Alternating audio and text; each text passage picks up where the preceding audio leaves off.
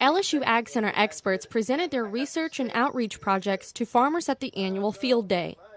About 200 people attended the event, which featured presentations on insects, soybean research, and using drones in agriculture.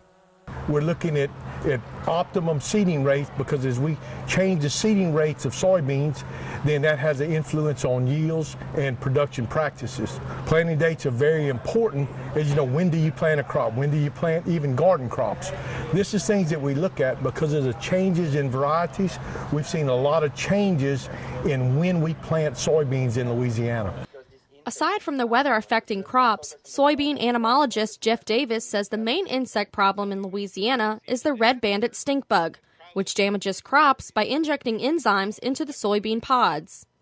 The insect is a problem because it is resistant to a lot of the insecticides that we have available, a little more tolerant than our other stink bug species. Those enzymes destroy the seeds. It makes it into some kind of, just like the saliva we use to eat our food, it's doing the same, and it sucks up those soybean pods, and that's where the damage occurs.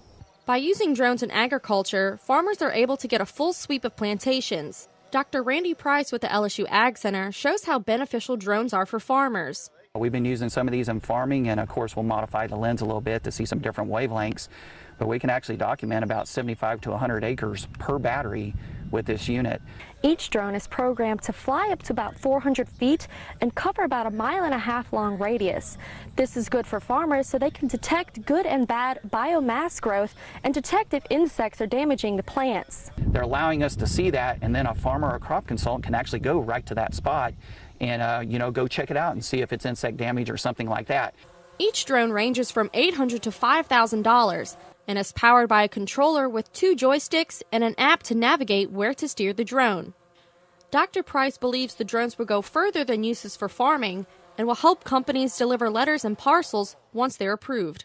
At the LSU Ag Center Dean Lee Research Station, Taylor Rubach, ABC 31 News.